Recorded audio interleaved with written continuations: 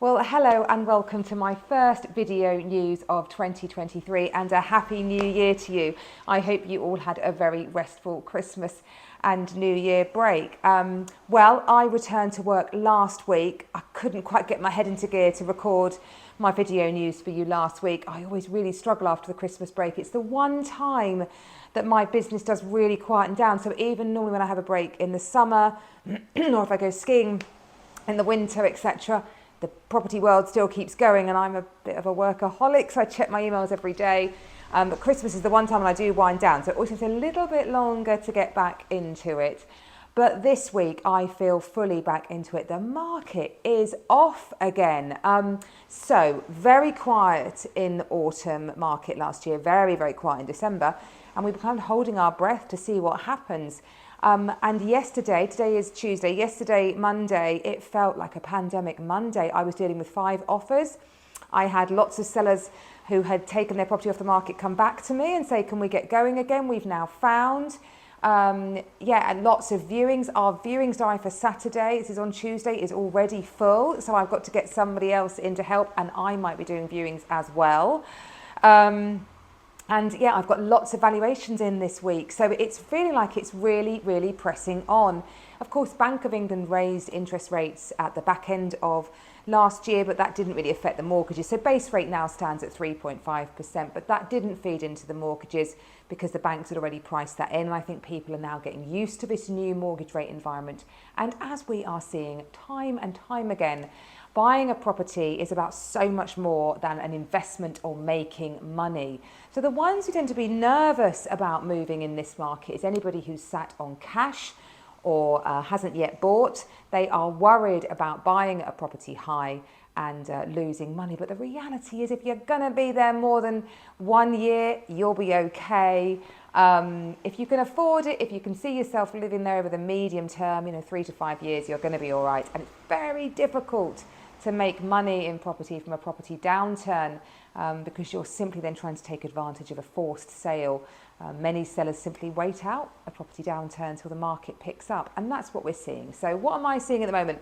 A big disparity between offers from buyers and seller expectations. So offers at the moment are being made about 10% below asking, and they're not being accepted. Where we tend to work them to is something around 3% below asking, and then they do get accepted. So today I have agreed 3 offers on properties, similar scenario to that I've just described. Buyers getting that, they're not going to get these massive savings. They've got to be realistic with their offers. So it feels like there's been a realignment of buyer and seller expectations. That will continue to carry on. The weather is shocking. As it gets nicer as we go into spring, expecting it to look really good.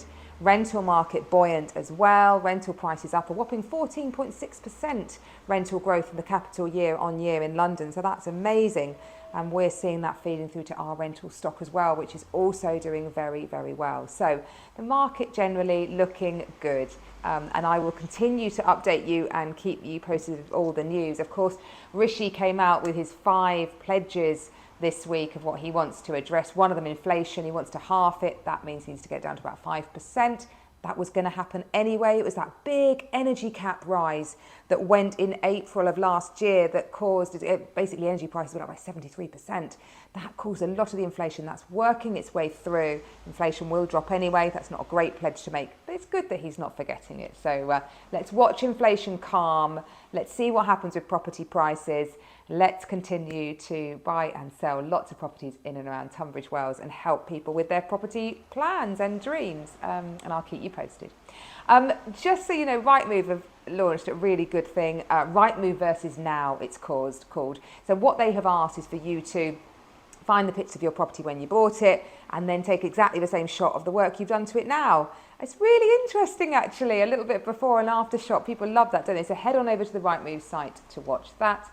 And January, there's not much happening really. Lots going on at the Trinity, Assembly Halls, the Odeon. So lots of shows you can watch to get away from the weather. And the Repair Cafe is coming back on Saturday to the Trinity.